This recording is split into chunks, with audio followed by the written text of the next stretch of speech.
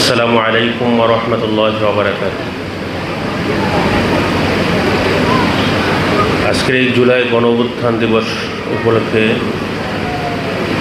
আলোচনা সভার সম্মানিত সভাপতি, মঞ্চে উপস্থিত আছেন আমাদের নারায়ণগঞ্জ 4 এবং 5 আসনের এমপি মহোদয়, মঞ্চে আরও উপস্থিত আছেন নারায়ণগঞ্জ সিটি কর্পোরেশনের প্রশাসক মহোদয়, জেলা পরিষদ প্রশাসক মহোদয়, নারায়ণগঞ্জ উন্নয়ন কর্তৃপক্ষের চেয়ারম্যান মহোদয় সহ রাজনৈতিক দলের নেতৃবৃন্দ, শহীদ পরিবারের নেতৃবৃন্দ,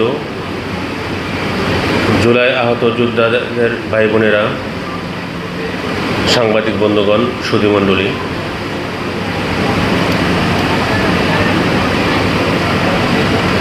আজকে আমরা দ্বিতীয় বর্ষ উদযাপন করছি। বিগত প্রায় 2টি বছর আমরা যেরকমভাবে নারায়ণগঞ্জ যে মিলেমিশে ঐক্যবদ্ধ হয়ে সুন্দর শহর নগর গড়ার জন্য আমরা অঙ্গীকারাবদ্ধ হয়েছি, ইনশাআল্লাহ আগামীতে থাকব।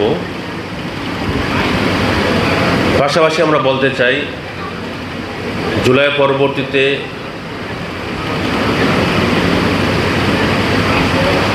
নারায়ণগঞ্জ সহ পুরো বাংলাদেশের যে প্রেক্ষাপটগুলো, আমরা এগুলো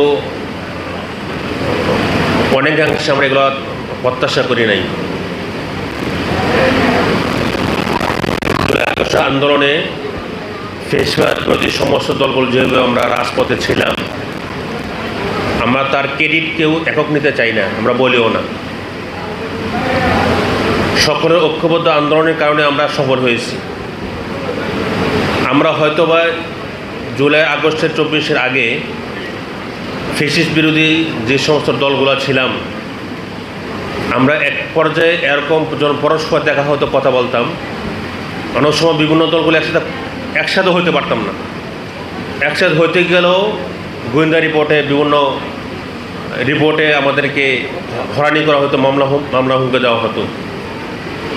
তারপর যখন আমরা মোবাইলে হোক, যে কোনো পর্যায়ে সাক্ষাৎ হোক, কোনো অনুষ্ঠানে হোক একসাথে হতাম, তখন কিন্তু আমরা নৈরাশ্যের একটা নিঃশ্বাস নিতাম যে আমরা এই উন্মুক্ত জেলখানা থেকে কবে মুক্তি পাবো। সকলে কিন্তু কেমন জন্য বলতাম, অনেকে বলতে থাকতাম যে হয়তো আল্লাহর কাছ রহমত ছাড়া সম্ভব না এর থেকে নির্যাতন থেকে, জুলুম থেকে নিশ্চিত হওয়া। কিন্তু হয়তোবা তা বাস্তবে হয়ে গেছে। শোষণ জুলুমের নির্যাতন যখন এক পর্যায়ে শেষ পর্যায়ে চলে যায়, যখন মানুষের পিঠ দেওয়ালা ঠেকে যায়, তখন মজলুমের আর্তনাদ কিন্তু আল্লাহ তাআলা শুনে সাহায্য হাত বাড়িয়ে দেন।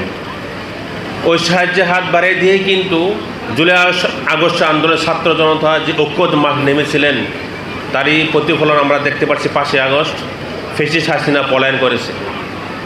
তা আমি সকলকে বলবো, আসেন আমরা এই ঐক্যবদ্ধতা বুকে ধারণ করে সামনে আগাতে হবে। পাশাপাশি যেহেতু আমরা বর্তমান সরকার 5 থেকে 6 মাস অতিবাহিত হচ্ছে, আমি বলবো সরকারের ভালো কাজে অবশ্যই সমর্থন আছে, খারাপ কাজে আমরা বা দেশবিরোধী কাজের বা যদি কোনো গণবিরোধী কোনো কাজও অবশ্যই আমরা সমালোচনা করব। গঠনমূলক কর্ম ইদানিং কাজ দেখতেছি আমরা বিভিন্ন দলগুলো কথা বলতে গিয়ে শব্দ উচ্চারণে এমনকি শব্দ উচ্চারণ করি যেগুলো আমাদের কাম্য নয়। আমরা এটা চাই না। যে দলের হোক, সরকারি দল হন, বিরোধী দল হন, যেই দলীয় হন, আমরা চাই আপনাদের শব্দ চয়নগুলো যেন সুন্দর হয়। অবশ্যই আমরা সমালোচনা করব গঠনমূলক।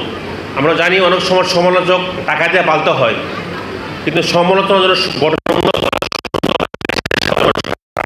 আমরা এটা প্রত্যাশা করি। বিশেষ করে আমি আরেকটি এই কথা বলবো যে যারা জুলাই শহীদ পরিবার, অনেকে টাকার কাছে আমি ভুল হলে ক্ষমা করে দেবেন। অনেক ব্যক্তি, অনেক সংগঠন, অনেক সংগঠন আপনাদের টাকা দিবে। টাকা দেওয়ার আপনারা আপনাদের মাথা বিক্রি করবেন না।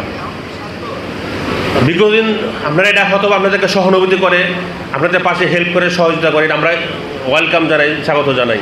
যে টাকা দিচ্ছে, সহায়তা করছে, পাশে দাঁড়াচ্ছে বিধে আপনারা কোনো দলের পক্ষে সম্পদ হবেন না, আপনার সকলের দেশের সম্পদ হবেন, আমি এই প্রত্যাশা করি। সর্বোপরি আপনাদের সকলকে আহ্বান জানাচ্ছি, আসেন। আমরা গতকাল সহ আজকে শুনতেছি নারায়ণগঞ্জ আমাদের নাকি একটু বারে সমস্যা হচ্ছে, এটা কাম্য নয়। এই যদি সাময়িক এই সুখটাকে আপনারা, এই আনন্দদায়ক মুহূর্তটাকে যদি আপনারা দলীয় স্বার্থের জন্য কিছু করেন, তাহলে আগামীতে কিন্তু আমাদের জন্য আরও কঠিন পরিস্থিতির সম্মুখীন হতে হবে।